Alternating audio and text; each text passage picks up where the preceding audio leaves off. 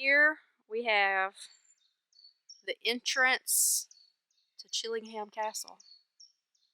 Also the entrance to what is known as the Devil's Walk.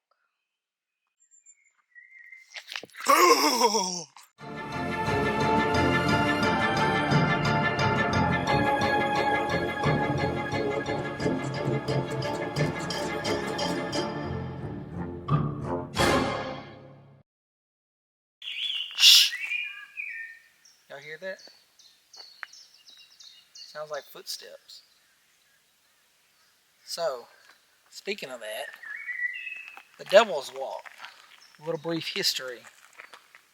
This is the main driveway now, going to Chillingham Castle. But this used to be where they would do hangings. They say that they're still finding human bones underneath this road. They say if you walk this road at night, that you just might hear footsteps walking behind you. And when you turn, there's no one there. That's spooky. Currently, it's after 8 p.m. here on the English countryside, and look how bright the sun is still out. In the U.S., what we'd be? Oh, it'd be about dark right now. It'd be already dark. Yeah. If not completely dark, just that last faint of light. And right now it's bright enough to be at least 5 o'clock in the afternoon back home.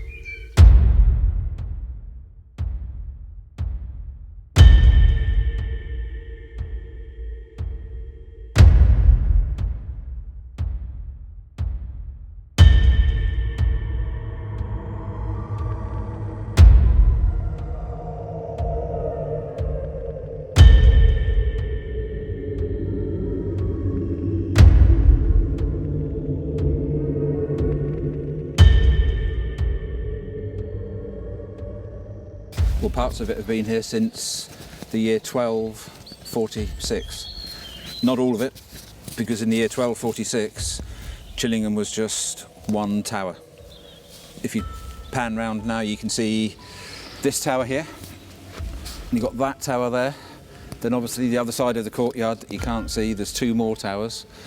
The southeast tower, which is the one in the far corner, that is the oldest part of the castle. And as I say, that was here in the year 1246. But then, that's all that Chillingham was. It was just one tower. The Grey family came here and they took over that tower. They booted out whoever was here. And then they set about making the castle bigger. So by the middle of the 1300s, this tower and that tower and the other tower were built. And Chillingham Castle was simply 4 towers with a wall in between. And was like the classic thing like a child would draw. Right. It was only at the end of the 1500s that they changed it from a castle to a fortified house. And all this bit here, can you see all this? Mm-hmm. That's relatively new. That's only 400 years old. You can tell the difference in the stonework. Yeah. Yeah. Right. And it's the same the other side. And so this is much newer, and it was developed as a sort of fortified house rather than a castle. The stuff on the end over there that's only Victorian. That was built for servants' quarters. So over the years, Chillingham has been added to. It hasn't always looked like it does now. But the sort of gruesome side of the castle, where it gets its reputation, is that pretty much from the beginning of the 1300s to the end of the 1500s, Chillingham got a reputation for being a centre of torture, really.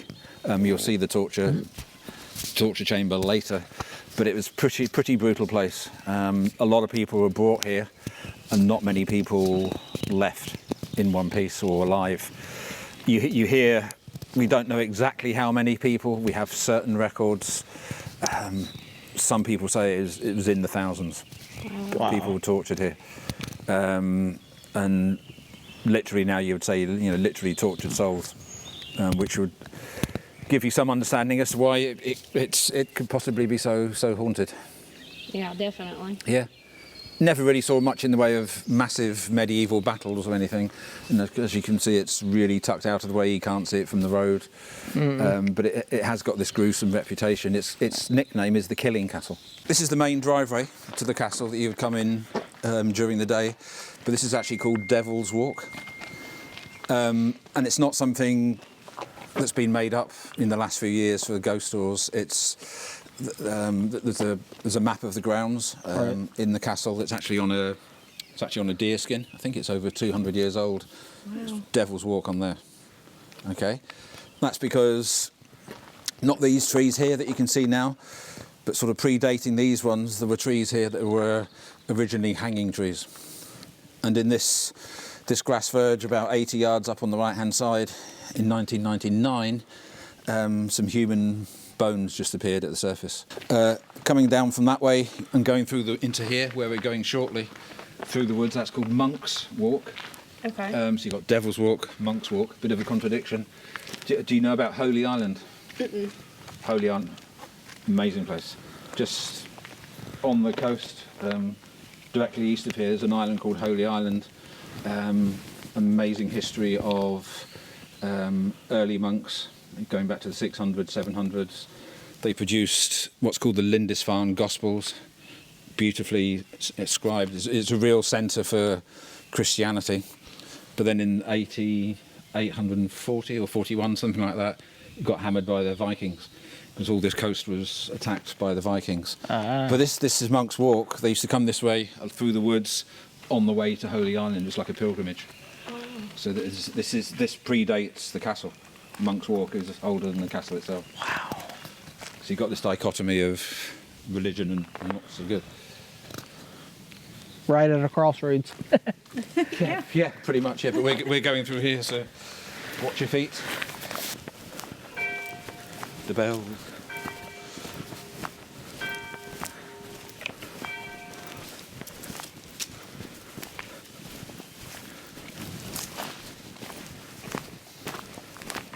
Good view of the castle. Watch your head.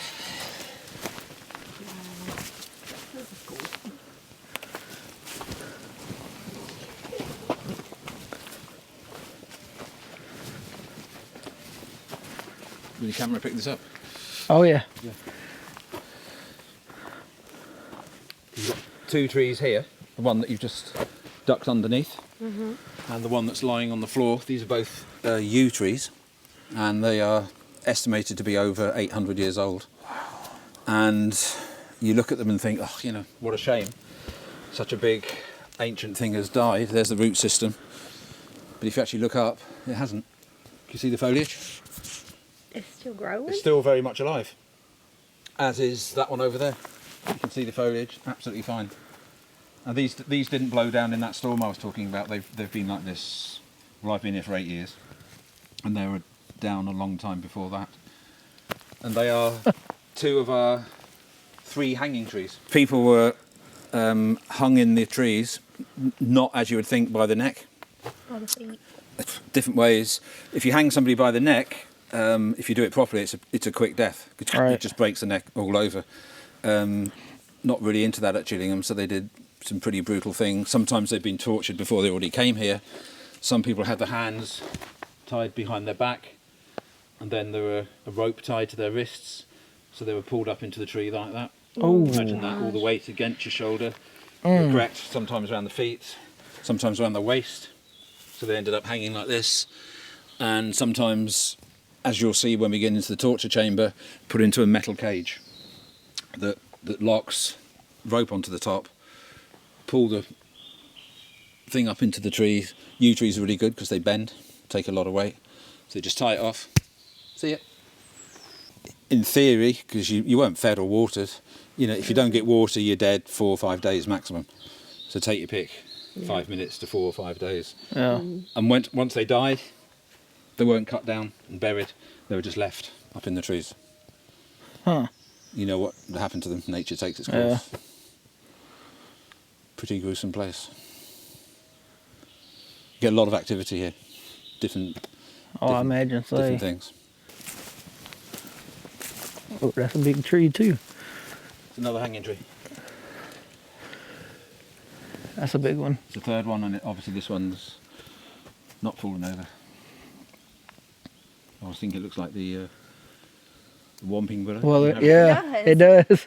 Or what was that film with Johnny Depp? Sleepy Hollow. Have you ever watched that? Oh yeah, yeah. where Oh, he head goes was- into yeah, the yeah, tree. Yep. I always think it's like that. Yeah. Nettles.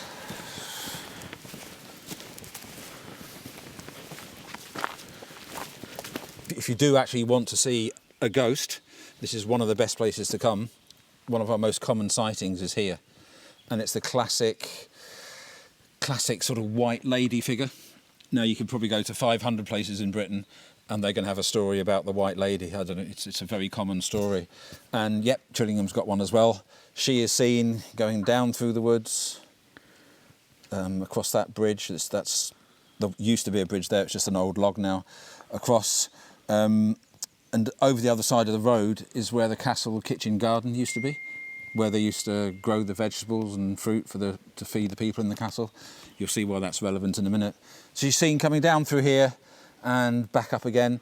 But again, during the day as well, not just nighttime. I've never seen it, my colleague has. And it's sort of, you could say, yeah, I've heard that before, Andy. You know, it's quite a common thing, this sort of white lady story. But the catch is here, when people describe her, if indeed we even get to hear about it, because not everybody tells us, of course. But there's a thing where they say, oh yeah, I saw this figure, long white dress, and yes, all that sort of stuff. But then they say, oh yeah, she was carrying a basket. And we always get that, she was carrying a basket. What is it, the Northeast Tower? So it's been here, you know, nearly 800 years. Can you see the curved stonework there? Mm-hmm. Sort of arching over it, would have gone all the way over here. Because originally here, this is where the drawbridge was. It would have gone over the moat that is now being filled in. Okay, so that's the original drawbridge there. And here, we have very clearly signposted the dungeon. It's actually the wrong sign though, because it's not really a dungeon. A dungeon is a place where you get locked away. You may be treated badly, but you'll be, you know, fed and watered a bit, and in a week, a month, a year, or whatever you might hope to get out. This is not a dungeon, it's what's called an oubliette. Do you know what an oubliette is? French, it's a French word from the verb oublier, which means to forget. So an oubliette is a forgotten place. And you need torches as well. Lights. This is the original door here. So you'd be booted into here. That would be locked from the other side, obviously. And that was it. You were forgotten, hence oubliette. Okay, and here on the wall, you can see people's initials carved into the wall. People try to count the number of days. Wow. And over here also, same thing. People tried to count the number of days, and a lot of people would have died in here. If you want to turn off all your lights, turn off your torches. That's dark. Yeah. Imagine being in here by yourself. Now it's Crazy. Yeah. yeah.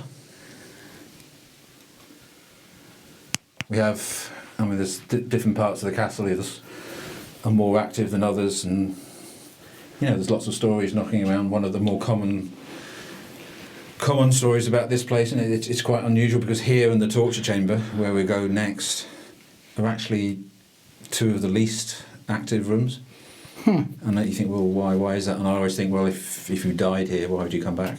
Yeah. True. It's just, again, I don't know the answers, but it's just a theory. But one story we hear quite a lot is, the room we were just in then before. It's a bit of a throughway down to where your apartments are. You can get through that way. And people walking past, loads of people at different times have said they've heard two men in here arguing quite loudly. and they think, oh, what's going on there? And they stick their heads around, and there's nobody there. That's quite a common story that we hear a lot from different people. It's an interesting character. She was a real person. Okay, I don't know her actual name. We just call her the Spanish witch. She was here, we believe, in the early 1600s, which wasn't a good time to be a witch, because there's, like they were in the US, Salem's lot, yeah, and all over Europe, weren't they? They were persecuted for not doing an awful lot, but she came here, she stayed here for a number of years, and left perfectly safely. We don't know, but we think she was brought here to get rid of the spirits at Chillingham Castle. Obviously didn't work. But there's a bit of a legend attached to her now, because people believe that she still has a presence here, and if you think badly of the castle or remove anything from it, you will leave with a lot of bad luck. Okay, and you might think, yeah, what a load of nonsense. Well, it may be, but we have letters here, and these are not written by the staff, they're genuine letters from people who have left the castle with something perhaps they shouldn't have done, for example, like a glass door handle. And they, upon reaching home, they suddenly start having a lot of bad things happening to them, and they attribute it to the Spanish witch. So they write a grovelling letter of apology and return the items as well. Next stop, torture chamber. Are you ready for that? Don't volunteer for anything. If I ask you to volunteer, don't put your hand up, okay? You'll be in trouble.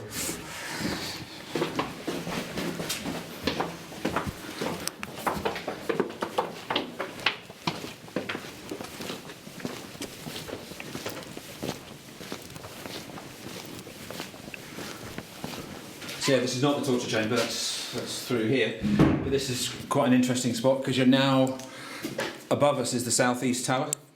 So we're now in the sort of below, or in the foundations or the basement, whatever you want to call it, of the oldest part of the castle. So this above you has been here since 1246 at least. But it's now full of Bronze Age stuff. Don't ask me what it all is, because I'm not a Bronze Age expert. But most of this stuff is from here or very close to here. Because I don't know if you noticed, on that side of the castle there's quite a steep little valley. It extends north-south, and there were people living here in the Bronze Age 4,000 years ago. In case you think Chillingham is old, the castle, but there's been people in one form or another here for 4,000 years. Wow. And there's an American poet, Longfellow, do you know him? Longfellow? He said, any house where men and women have lived and died would be a haunted house. It's people been living here for 4,000 years. We used to have these, we talk about dangerous animals. Wild boar. That thing's huge. Yeah. Imagine that went into you. The paintings are obviously not from the Bronze Age, they've just been done recently. But there's an old Stone Age burial. I wouldn't call it a coffin, but it's like a coffin, isn't it? That's from the Stone Age. Wow. The bones are just bits and pieces. So yeah, this is what we call the torture chamber. Some of the things in here are replicas, but a lot of them are real and have been used. For me, one of the worst things is this one here behind you. You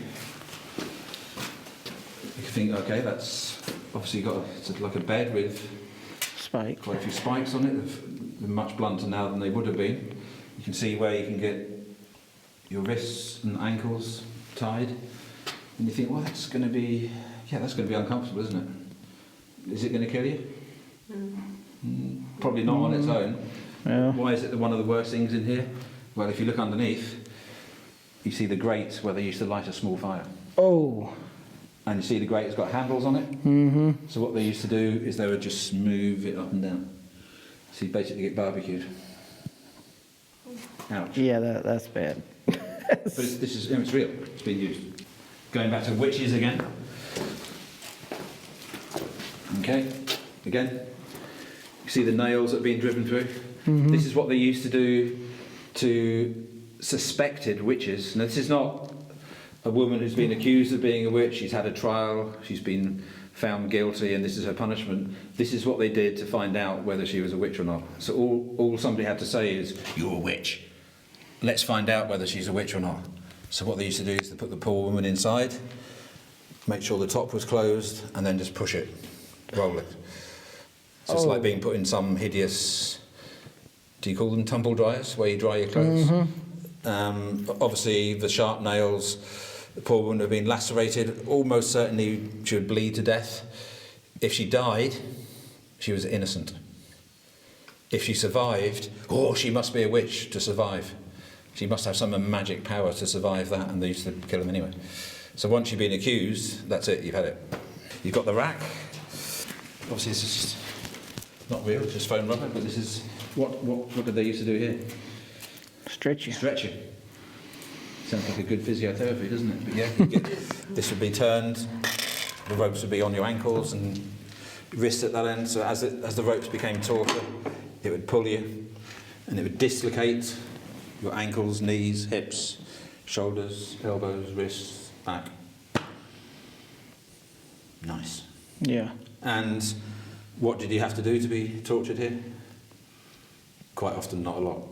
I don't know if you say it in America, but it's quite a common expression in England. It might be from your teacher or from your parents or something. As a kid, you might have been told, if you do that once more, do it once more, you're for the chopping block. Do you say that? I've heard it. that. Yeah. Obviously, we don't mean it, because the chopping block is you're going to get your head cut off. It's just an expression that you're going to be in trouble. This is not the original axe. This is not the original chopping block.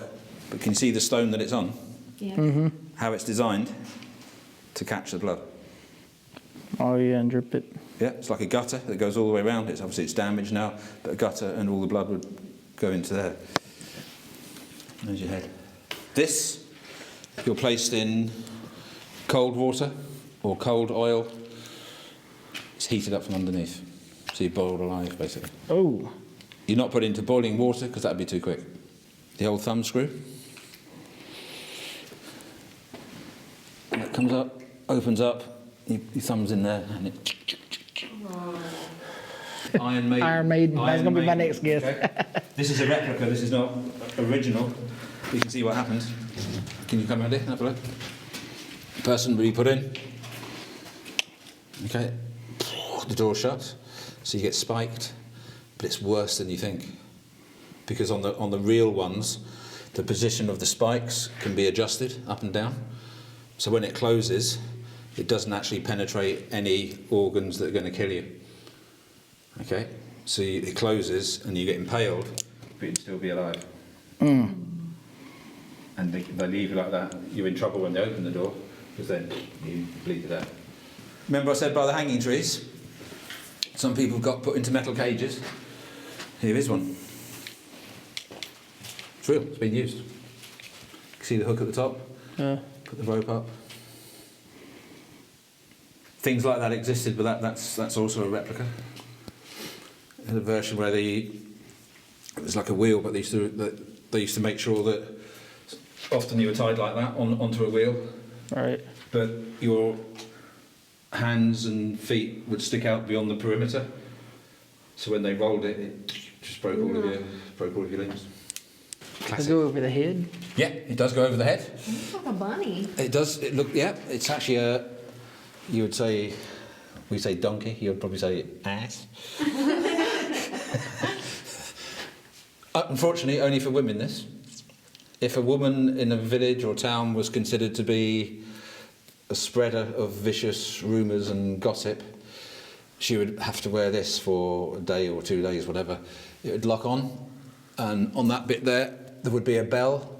So as she walked round, the bell would ring and draw her attention to herself, so everybody could throw stuff at her. Ears to make like a stupid donkey, and for maybe one day, a couple of days, whatever, and okay, off it comes. Learn your lesson. You would think you would learn your lesson. Right. Did it again. Don't learn your lesson, do you? Right, back it goes. But then it gets worse, because what they did is they pulled the tongue through here, put a spike through it. Oh. So you couldn't withdraw your tongue, and she had to walk around like that.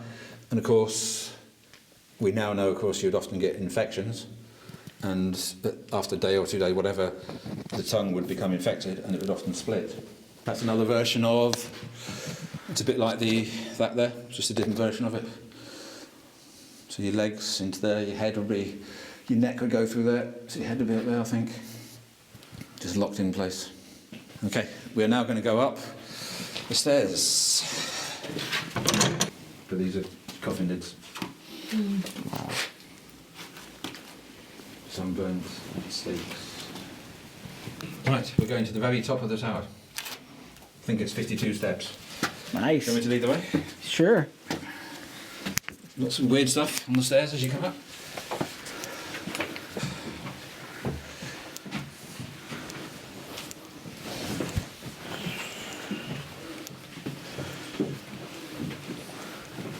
Wow. It's on the roof. I don't know if you can pick up the gardens, can you? Is that... Will it pick that up? Oh yeah. Wow.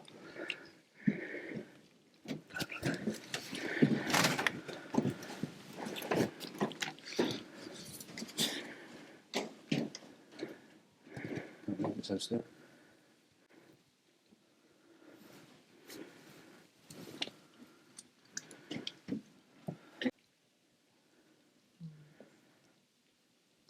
All you can hear is the fountain.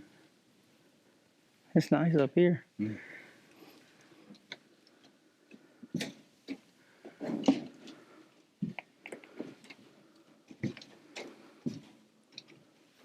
Should we go into that room there?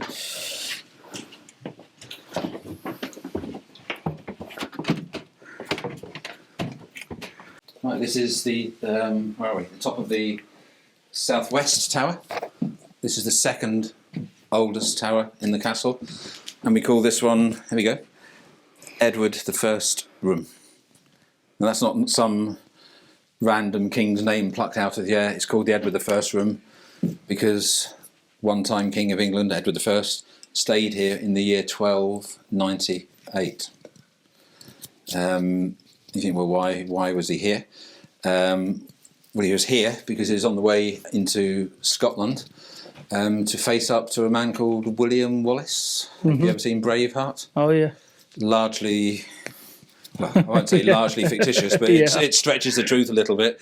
But in that film, the horrible, nasty English king, elements of truth in it was Edward I. And William Wallace was causing problems in Scotland. Edward I came up to try and sort him out with a small army. From here, he moved into Scotland, and at Falkirk, the two armies met and had a battle. On that occasion, William Wallace lost the battle, and Edward I is said to have stayed here on the way back down south. It's a nice bit of history, but that's not why we normally bring you here, because as far as we know, Edward I doesn't own this room, but something does. And this, we've been to the torture chamber, you've been to the oubliette, the dungeon, but this is the room that is, it's not necessarily the most active, but it's the most malevolent in the castle. This is the room that causes people a lot of problems. This is the room where people come in and they just don't like it. Okay, they're not mediums, they're not paranormal specialists, just ordinary people can come in here and for some reason just take an aversion to it. You know, sometimes, I'm sure you've all been somewhere where you walk into a room or a wood or something and it just doesn't feel right. You know, the hairs on the back of your neck go up. It feels like your heart's dropping, it feels like your stomach's coming up and they meet somewhere in the middle. And something in your head is just saying warning. You know, you've not seen a horrible monster in the corner, there's nothing you can put your finger on, you just get a sense that this is not right. And that happens a lot in here. And again, not just on ghost tours, not just at night time, when the castle's open to the public, you know, people can walk in here. A lot of people just don't like it. This is the room where you're most likely to feel a temperature change. We get a lot of that in the castle. Obviously, some rooms are different to others. That's just natural. But sometimes you can be in a room and you can just feel the temperature just dropping off, as if somebody's opened a big freezer door.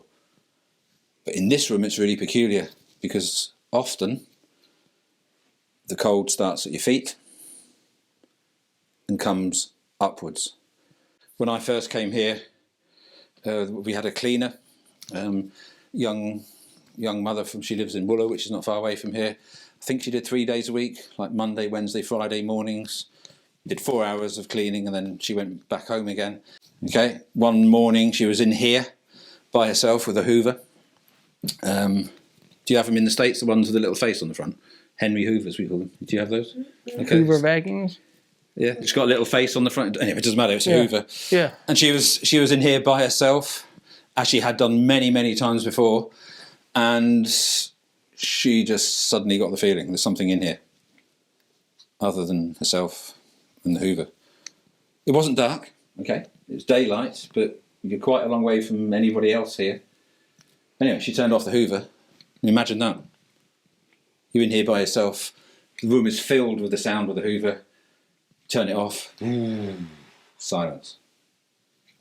Now, if it had been me and you felt a bit uncomfortable, you would probably think, I'll go for a cup of tea.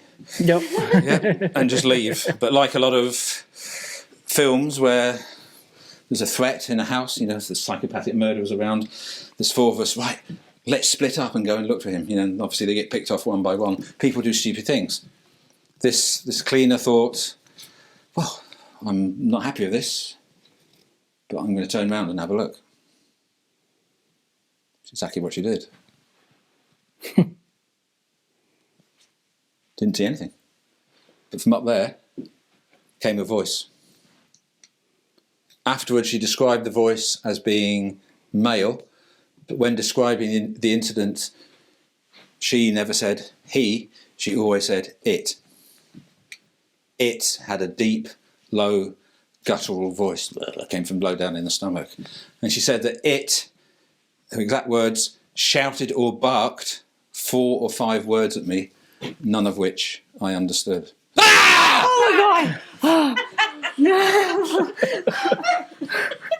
Bruh, now my left ear is like... Well done for not swearing, by the way. Something made her really, really, really frightened. And she said, well, you know, that Hoover, you can stay there. I'm not going up there for today. And she went home early. Later that afternoon, she phoned up the office and said, I'm done. I'm not coming back. And that was Chillingham for her. And, you know, there's a whole host of stories about this place, people doing Ouija boards, that bench flipping over. Okay, there's obviously been nobody on it, but the actual bench has just turned over. There's all sorts of things. And this malevolence, you think, well, where does it come from? Because not all of Chillingham is like that. You can go to places where there's a lot of activity, but it doesn't have that same evil, nasty, horrible feeling. Now, we know something about the history of this place, obviously, and we'll come back to this character, John Sage, who, for not very long, was said to be the chief torturer at the castle. Now, you know, there was torturing here for 300 years, so he was not the only person that did torturing at Chillingham Castle, but he is the one that sort of stands out. You know, he probably killed more people, he was more brutal, he was about as unpleasant as you should possibly get. You know, there's lots of stories about him that I won't go into now. But while he was here, this was his room. The spirit, the ghost, whatever you want to call it, seen in here. Often up there, people come in and there's like a tall, dark, shadowy figure looking down. I once did a family tour, and the mum was sitting on the little throne thing. There's mum, dad, daughter and son. The kids were younger than you, probably 9 or 10. So I came in here, I'm thinking, be careful what you say here, Andy. You don't want to terrify the kids. But they literally just sat down, and I haven't even said this is the Edward I room, when the dad and the 2 kids, on that bench, they were sitting there, they all did that. And they were all looking. See the night? Yeah. There's a little room behind there. It's a circular room. It used to be the staircase that went all the way down to the ground floor. It's now just a round room, floorboards, no windows, no other entrances, nothing. The 3 of them were all looking into that space. So I saw their eyes. I followed and looked. I didn't see anything. So I said, well, what did you just see? They all said exactly the same thing. That flitting behind the doorway from left to right, they all said they saw this shadowy figure move across. So at that point, I just said, well, yeah, I brought you up here just to show you the room. It's not very interesting, let's go. I didn't want them to be in here. But there was one occasion, I had a much smaller group, about 9 or 10 people. So I don't know what all these papers are. We had people on the benches. I was actually sitting here. I sat down over here. We turned off all the lights for about a minute, 2 minutes.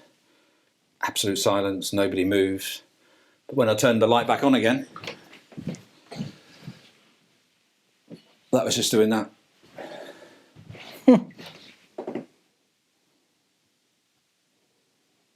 And everybody said, "Oh yeah, nice one, Andy.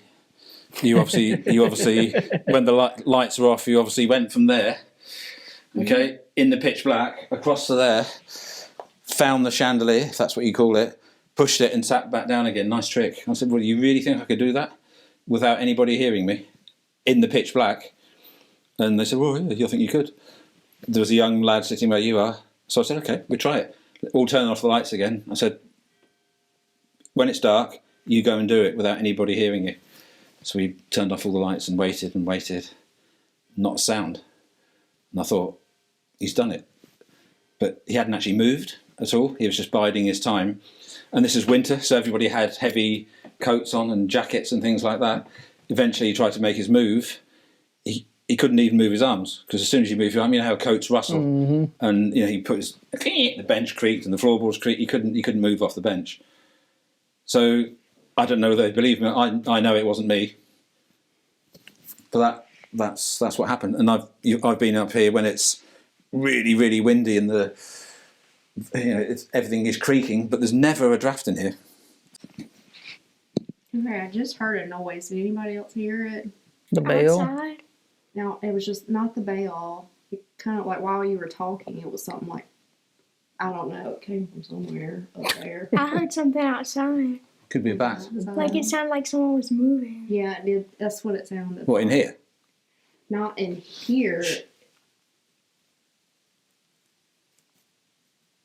I heard something then. Then again. That's in there. Excuse me, I'm coming over here.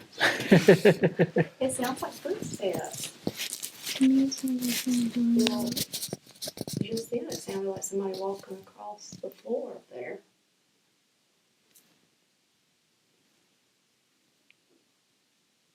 Hear that?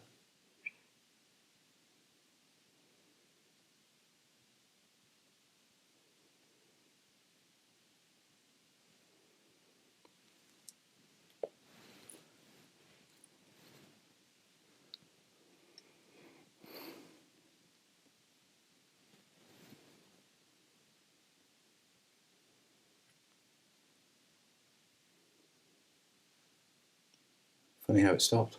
I want to take you back now to 1896, which is a long time ago, obviously, but in terms of the castle's history, it's pretty recent. It's only, 130 or so years ago.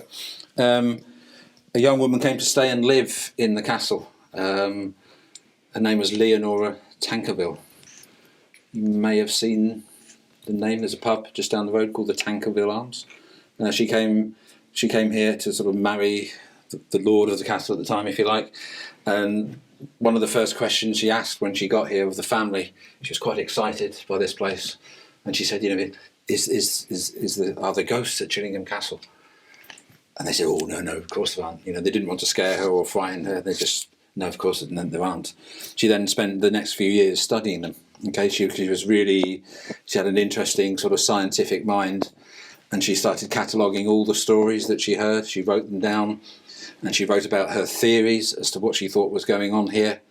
And one of her major discoveries, if that's the right word, took place in this apartment here. Because just like they are now, back in 1896, they were apartments where people came to stay if they were visiting. And a lot of people, having spent the night in this apartment, would tell Leonora the same thing, that during the night, not from this end, but the opposite end of the apartment, that end, a blue light would just come out of the wall into the middle of the room. Sometimes it would take on the shape of a young boy, just before just disappearing, disseminating. So this ghost is called the Blue Boy, or sometimes it's called the Radiant Boy because of the bright light. And a number of times she heard the same story. And this always happened at night time, by the way. This was never during the day, this one. So she thought, well, what's causing this? Can we find a reason for this? So you got a couple of lads from the castle, went to the far end of the room where the blue light appeared and started removing stones from the wall, which is no easy job in this place. You can see the size of the stones. Took them a while, but eventually they sort of created a hole. One of the lads put his hands through and there was a void. There was a space behind the wall where there shouldn't have been. So they thought, well, we need to look into this more. So they took a few more stones out and a few more and a few more. And eventually one of the lads crawled through. Didn't have torches then, they just had candles probably. Jumped down, crack. On the other side of the wall was the skeleton of a young boy. And this is not a ghost story, by the way. The first part you could argue, but this actually happened. He jumped down the remains of a young boy. What was left of the clothing was blue. Now, they didn't have CSI Berwick in those days, but they looked at it closely and they looked at the skeleton's fingers, and every single one of the end of the fingers was worn and damaged.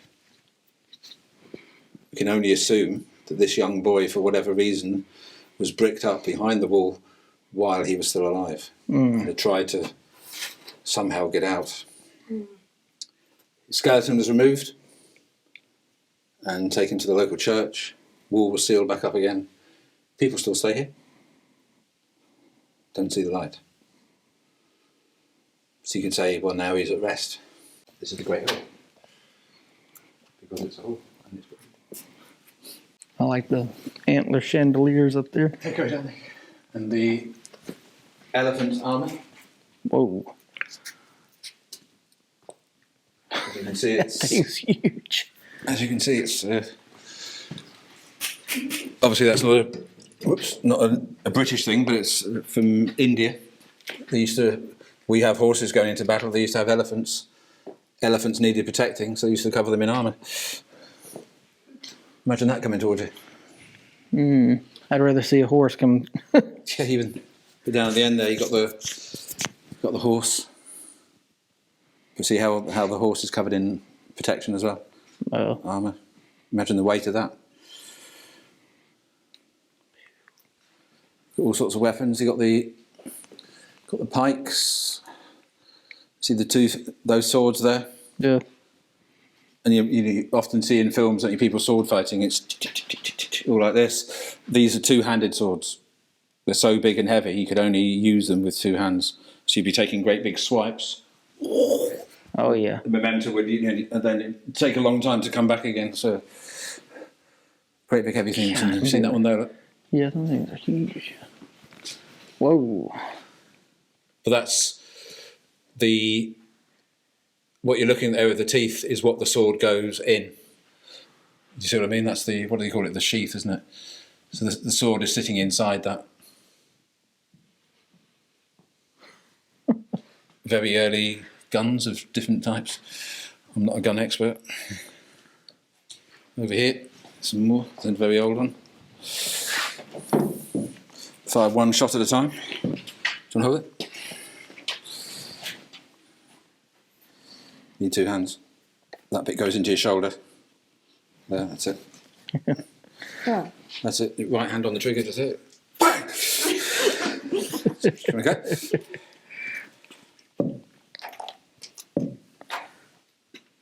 Into your shoulder. It's quite heavy, so you have to put your arm far down here as possible, really. Otherwise, it's going to do that. Yeah. But you fire one shot, and you have to reload the whole thing. Nice. Do you want to hold that?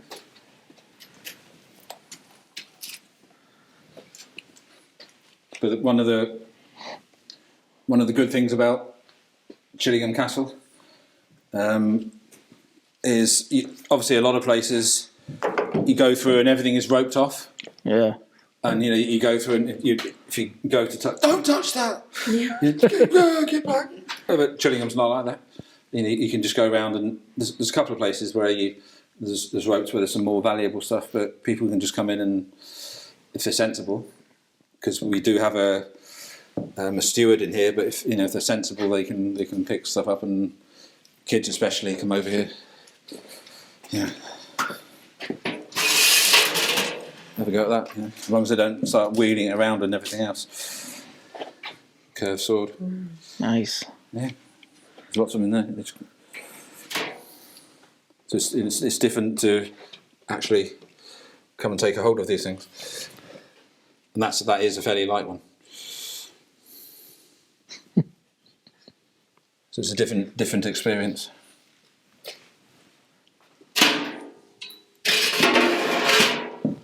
You come up here.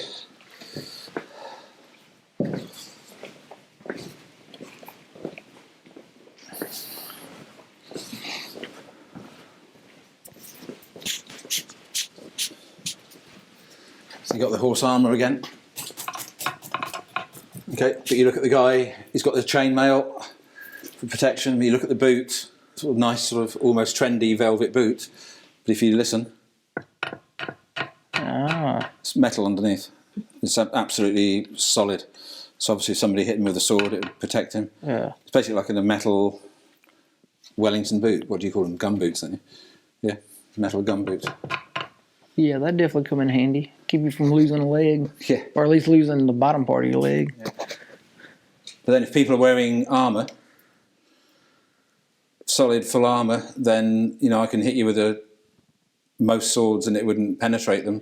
So they had to start using weapons that would do you some damage. So they started inventing things like this. This is a mace. Good. There goes the torch. Oh. This is a mace designed to be used one-handed. Now, I'm not the smallest guy in the world. I can hold it like that. But as soon as you start taking it off vertical, it pulls you over because this is so heavy. But it's designed to bash people with one-handed.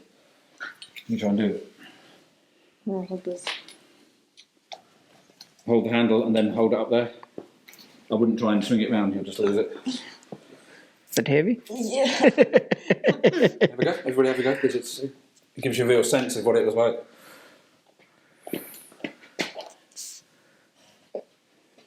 There you go. Imagine trying to move that now and actually use it as a weapon.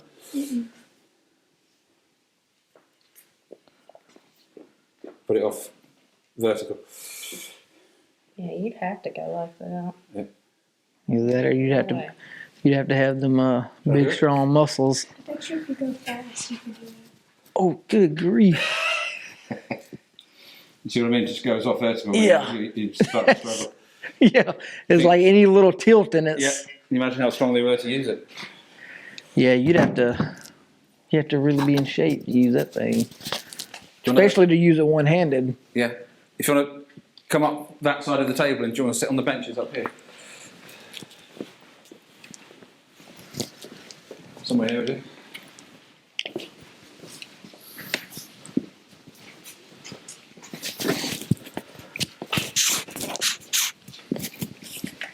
Yeah, this is for me personally. I've had quite a few experiences in here. A couple of when I've been by myself, but others on ghost tours. Where shall I start? Okay, I hadn't been doing ghost tours for very long, and we had quite one of the strongest incidents I'd ever experienced was in here. We had a group of 14, I don't know why I remember that, but there was 14 people, because this was 7 years ago. And I had them on that bench there, and they were sitting on these seats here. So there was nobody down that end of the table at all. We'd been in here for a few minutes when we all heard a noise down there. Okay? Now when you hear a noise in a place like this, when you're not expecting it, your natural instinct is to do this. I wonder what that is. And you look to see what was making the noise. And because I had a torch, I went, what's that? And then I always feel a bit daft when I say this, because I know it sounds ridiculously unbelievable. but we all watched something happen. The end chair on my side of the table did this. I'll show you with this one, that I'm very obviously pulling with my hand, but the end chair just did this. Stopped. No, it didn't go flying across the room. It Who's didn't. joining y'all? It didn't flip over and do circles and smash on the floor like it would in a Hollywood film. It just dragged back and stopped. My first thought, because when something happens, I always think, what's caused that? Because quite often there's a rational explanation. It's the wind or whatever. But so I'm thinking, very quick, this happened. This all happened within a second. You start thinking, okay, what caused that? And you think of the obvious things like somebody being under the table, or somebody's rigged up some string or something like that to move the chair. It was none of those things. So then you start thinking, well, chairs don't move by themselves, particularly these, because these are pretty heavy. So then you very quickly can't think of a normal explanation. So then, logically, the next level up is, well, if it's not normal, is it paranormal? And then you say, whoa, don't like this. This is very uncomfortable. And I know that people come on the ghost tour, they paid their, whatever it is, 20 quid, 25 quid to come on a ghost tour, hoping to see something. But when it does, they wish they hadn't, because it's really scary. But then I thought, okay, I might have imagined it. Possibly. So I know what I'll do. I'll ask people here, because I don't want to make myself look stupid. So I asked, there was a couple sitting there, and I remember them because they were Dutch, they were from Holland. And I didn't say, did you just see the chair move? Because that's a leading question. I said, what did you just see? And they were Dutch. And, yes, we saw the chair move. And I asked everybody on that side of the table, and they all said, yeah, we saw the chair move. And the couple sitting here said that we saw the chair move. People sitting here didn't see the chair move, because the people sitting here were blocking their view. They heard it, they just didn't see it because there's too many people in the way. But everybody there saw it. So then you start thinking, this is quite scary, because it's suddenly sort of everything is wrong. Everything. Somebody's pulled the rug from under your feet. We all think we're pretty smart, don't we? We've all got our fancy phones and we can look things up, and we think we know everything, and we think we've got everything sussed and worked out, and we know all the science, blah, blah, blah, blah. And something like that happens, and it doesn't fit with anything I know. It fits with a lot of films I've seen, but they're fiction. This has just happened right in front of us. And of course, everybody was talking, excited, nervous, frightened. About a minute later, it all stopped because something else happened down there. Let me show you this. It's a candlestick. It's quite heavy. Feel that? Lift that up. Got it? Okay. It's got a wide base. I'm just trying to find a space here where I can do it. It's got a wide base. It's pretty heavy. Pretty stable. I mean, could I push it over? Well, yeah, of course I could. But it's one of those ones it could go... It'd have to go to there, beyond there, before it falls over, okay? About a minute after the chair moved, the end candlestick down there fell over. Not just the candle, because sometimes you could think, maybe the candle's burnt more on one side than the other, it's melted. You could possibly see a candle falling over, but not the candlestick. The candle actually ended up in the fireplace over there. Okay? When the candlestick fell over, the whole group, Andy, can we go? They didn't want to be in here. And that happened in here. Since, May now, January, February, I had a big group, 20 people. We used to be allowed to sit on these chairs, we're not anymore because they all need repairing. So, unlike that group that I had here, there's people all the way down the table. And it was weird. There was a group of 3 or 4 people sitting there, and I suddenly heard a bit of chiming, like a musical box thing. I I would say it was the first 4 or 5 notes of the Dr. Zhivago theme tune, if you know that, but it might not have been. I just heard this chiming just here. My first thought, somebody's phone was going off, which is pretty unusual because there's no signal here. Yeah, I've never heard a phone going off in here. You don't have to put your phones on silent because you don't get a signal.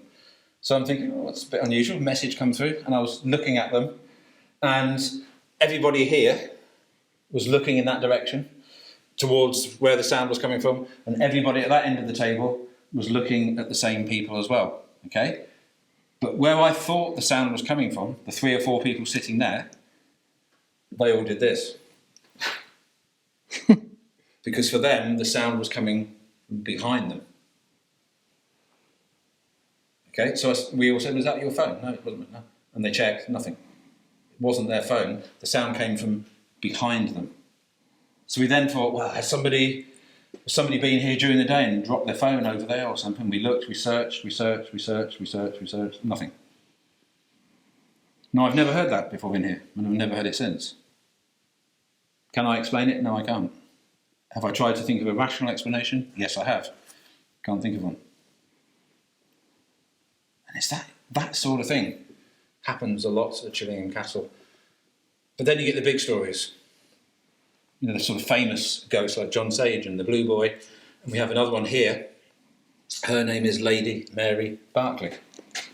Now, I'll tell you her story because this first bit of the story is not a story. Well, it is, but it's real. It's history.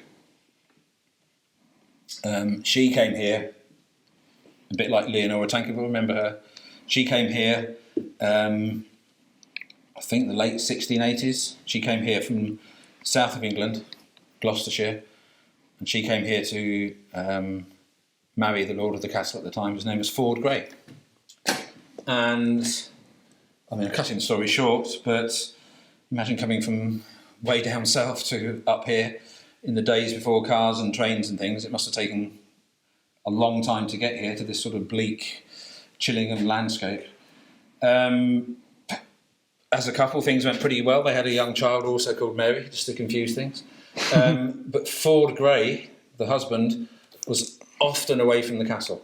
It's quite he wasn't evil, he wasn't nasty, but he's quite a political schemer. So he was often away from the castle. So Mary was often here. Okay, there's a bit of the castle staff, but largely on her own. So her family decided to send up her younger sister, whose name was Henrietta. I nearly forgot it. Her name was Henrietta. So Henrietta came up here to keep Mary company, which was great because they got on really, really well, 2 sisters. Ford Grey came back from one of his little adventures. You can probably see where this is going. He came back, and of course he took a bit of a shine to the younger sister. And keeping the story short, it wasn't long before they were having an affair. It wasn't long before they were found out, and it wasn't long before they left the castle together, leaving Mary here with a young child. Now, if I'd have been Mary, I think I'd have gone, stuff that, I'm going home. I'd have gone back to where she came from, but she stayed here. Some people say she was waiting for her husband to come back. Well, he never did. Okay, he went off quite a long way down south to start up a new home. God, I can't remember the dates exactly, but not too long afterwards, Ford Grey died. Nothing sinister, just natural causes. People died young in those days. And not long after that, Henrietta, the sister, died. And tragically for Mary Berkeley, her daughter also died before her. Mm. So the 3 people that at one time or another she had loved the most in her life, her sister, her husband and daughter, all died before her. Still, she stayed in the castle. And we have a fabulous portrait of Mary in what's called the Grey Apartments over there. Very striking, beautiful woman, if the portrait's accurate. And by all accounts, I don't know, if I had a bunch of children in here and said, right, okay, kids, think of some adjectives that are good to describe people. You know, to come up with generous and kind and loving and all those sorts of things. That's what Lady Mary Berkeley was for most of her life. But in the last couple of years, if I could say, right now, give me some bad adjectives, you would come up with, you know, I don't know, sullen, angry, bad-tempered and all those sorts of things. Unfortunately, in her latter years, Mary was sort of more like that. I think today we'd probably call it depression. Probably. And very much on her own, she died in this castle. But here's the thing, we think she's still here. So she always carried this pomander of rose petals. Now, if I had a pound for every time I've heard about people, could be in here, could be in the apartments, could be in the courtyard, wherever, just, chatting away, having a cup of tea or something, and one of them just goes, what's that? And they might say, can you smell something sweet? Or they might say, can you smell flowers? Or more specifically, they might say, can you smell roses? Just from nowhere. Like as if somebody's walked past with a strong perfume on, but nobody's walked past. We get that all the time, but particularly in the apartments, we've had many occasions where people, middle of the night, wake up for whatever reason. Some people think that they might have seen something at the end of the bed. Not sure, because they might have been half asleep.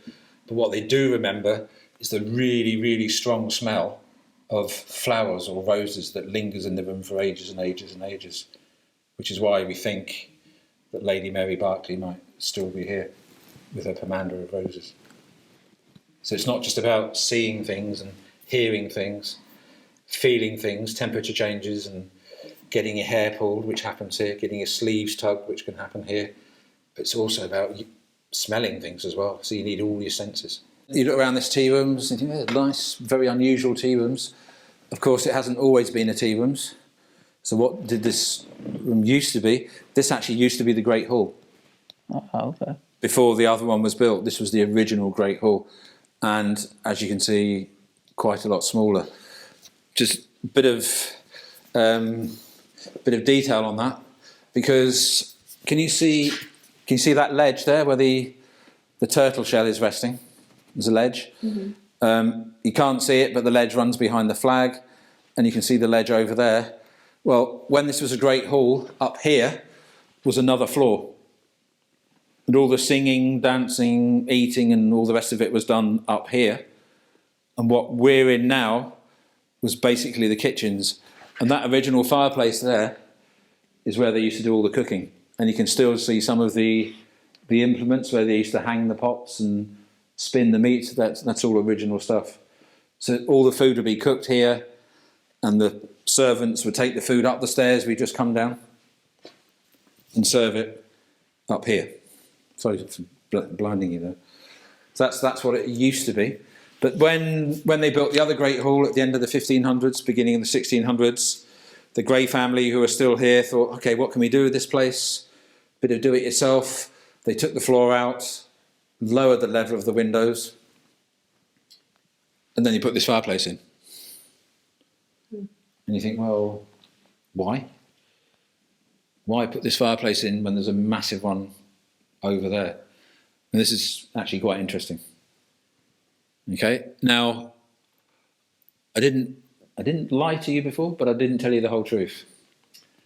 The torture chamber, where we remember the torture chamber with the chopping block and all that sort of stuff, most of that stuff was real, it was authentic, it was original. Not all of it, I said some of it was replicas, but a lot of it is real. But that wasn't the site of the torture chamber. Okay? Basically, they're there now just on display. It's like an exhibition. That was not the site of the torture chamber. So you think, okay, Andy, where was the torture chamber? Right. This fireplace is a bit ugly, I think. This, what do you call that? Do you call it a carving, a frieze? I don't know what you call it, whatever it is. The middle scene there looks like two fellows with a beard. It's again a young woman getting out of a bath or a fountain or something like that. This depicts a scene from a story from the Bible, the Old Testament, called Susanna and the Elders. Pretty unknown story. That's Susanna, and there are the elders behind her. I'm not going to tell you the story now, because you've not come all the way here to hear Bible stories, but it's significant. It's very significant because of the meaning of the story. You know, Bible stories will often have a moral or significant point to make, And the meaning of the story of Susanna and the elders is basically, nothing is what it seems. Be careful. Don't judge anything by its appearance. Okay? We might say today, don't judge a book by its cover.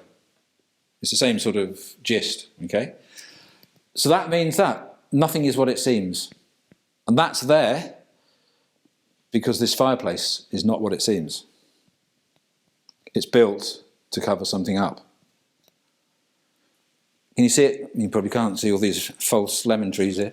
At the back of the fireplace, I don't know if you can see it, behind all that gubbins there, is quite a big metal plate. The metal plate can be moved if you're strong enough. It's very heavy, but it can be moved. Behind the metal plate is a small doorway. The doorway leads to some stairs that go down to a room that's underneath here.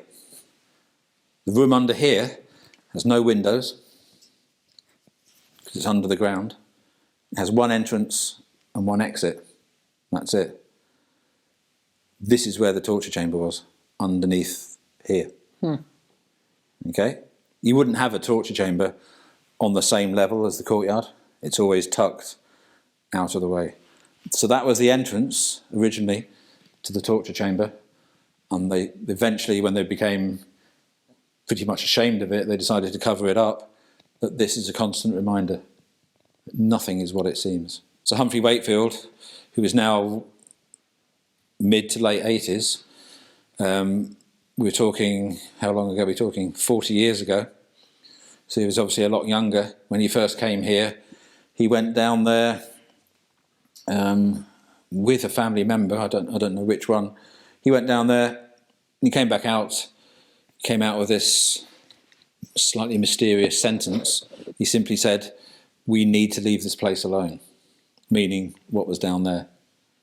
Now, he's still alive, but people argue, what does that mean? What did he mean by that? I think you can take it one of three ways. We need to leave this place alone because, how can I explain it? You know, the Titanic sunk at the bottom of the ocean, 12,000 feet down. We've now got the technology to go in and take stuff out. A lot of people will say, leave it. You shouldn't be going in and taking stuff out because it's sort of like it's a grave, if you like. You know, you wouldn't go and rob a grave. You should leave the Titanic as it is. Some people don't think that at all, but you know, it's an argument. So did Sir Humphrey mean that? He knew what it was. You know, we shouldn't be. It just close it off. We shouldn't be disturbing it. But also, some people think we need to leave it alone because actually, structurally, it's not that safe. You know, there's loose bits and it needs some work. But you think, well, he could have fixed it. Look what he's done here. It wouldn't have taken much more to make that safe. And other people think, well, okay, we need to leave this place alone. Did he go down there and did he have some sort of ghostly experience which frightened him? We need to leave this place alone. Jury's still out on that one. All right, guys. Well, we survived the night. We survived Chillingham Castle. Chillingham's definitely a place with a very dark history. Torture, death, quite an experience. A lot of authentic stuff here. A lot of places that creep you out. Yeah. We didn't get a lot of sleep, but I would probably come back and do it again. Maybe. Don't get your hopes up. Maybe. Alright, well, we hope you enjoyed the history in this exit at Chillingham Castle. Catch you guys down the road at the next exit. Keep it spooky. Later.